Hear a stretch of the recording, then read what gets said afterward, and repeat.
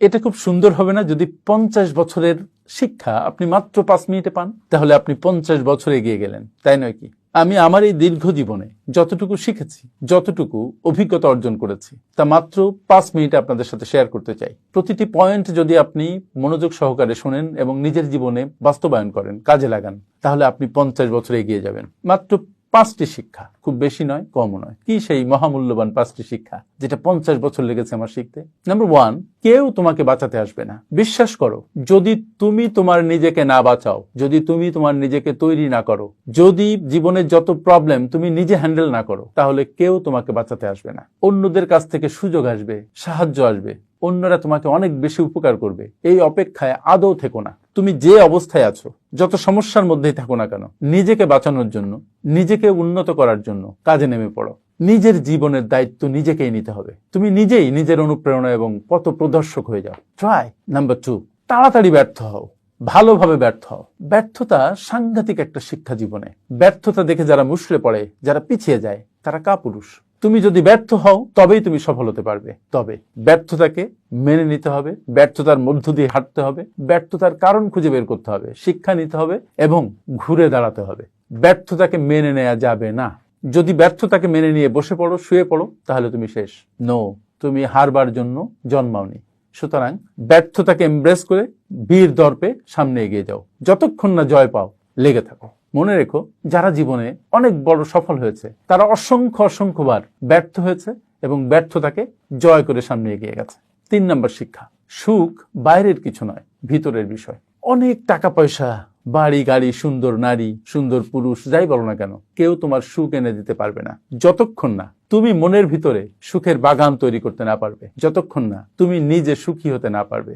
অন্য মানুষেরা সুখের অ্যাপারেটাস, সুখের অনুষঙ্গ হতে পারে, কিন্তু সুখী তোমাকে হতে হবে। অন্য কেউ তোমাকে সুখী করতে পারবে না। এই কথাটি যত তাড়াতাড়ি বুঝবে, ততই তুমি সুখী হতে পারবে। তোমার নিজের যে মূল্যবোধ, সেই মূল্যবোধের সাথে মিল রেখে তুমি তোমার জীবন পরিচালনা করো।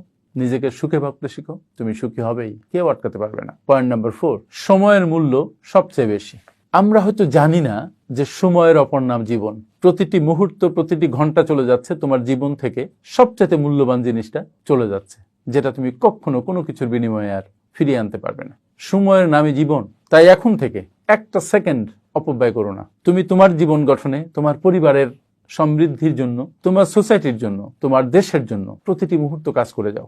জীবন এত ছোট যে সময় নষ্ট করার মতো লাক্সারি তোমার নেই, কিন্তু আমরা বুঝে না বুঝে প্রতি মুহূর্তে যেটা নষ্ট করি, সেটা হচ্ছে মহামূল্যবান সময়। তুমি টাকা গেলে টাকা পাবে, মানুষ চলে গেলে সেই মানুষ হয়তো তুমি তোমার কাছে আবার আনতে পারবে, কিন্তু সময় চলে গেলে তুমি কখনো সেটা ফিরে পাবে না। সো সময়ের মূল্য বোঝো।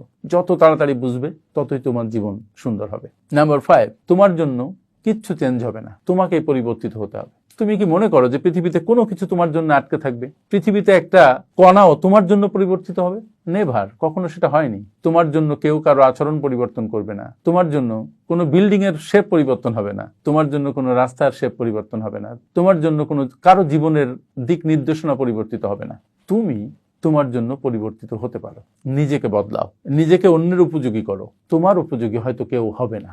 তুমি যদি তোমার নিজেকে বদলিয়ে পৃথিবীর উপযোগী করে গড়ে তুলতে পারো, তাহলে তুমি সফল হবে, তাহলে তুমি সুখী হবে। এটা যত তাড়াতাড়ি বুঝবে, ততই মঙ্গল। পয়েন্ট নাম্বার 6, নিজের জীবনের নিয়ন্ত্রণ নিজেই নাও।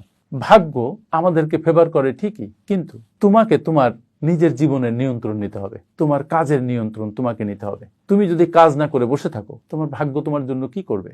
ভাগ্য তাদের সহায় হয় যারা নিজেরা নিজের ভাগ্য পরিবর্তনে কাজ করে।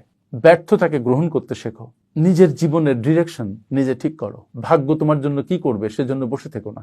সময়ের সঠিক ব্যবহার করো এবং তোমার জীবন অটোমেটিক বদলে যাবে সে অপেক্ষা না করে নিজেই নিজের জীবন বদলানোর দায়িত্ব নাও। Be the master of your fate. যে 6টি শিক্ষার কথা আমি বললাম, এই 6টি শিক্ষা জীবনে একটা আলোকবর্তিকা হিসেবে ধরে নাও। দেখবে তুমি 50 বছর এগিয়ে আছো। আমার সাথে এতক্ষণ থাকার জন্য অনেক অনেক ধন্যবাদ। আসসালামু আলাইকুম।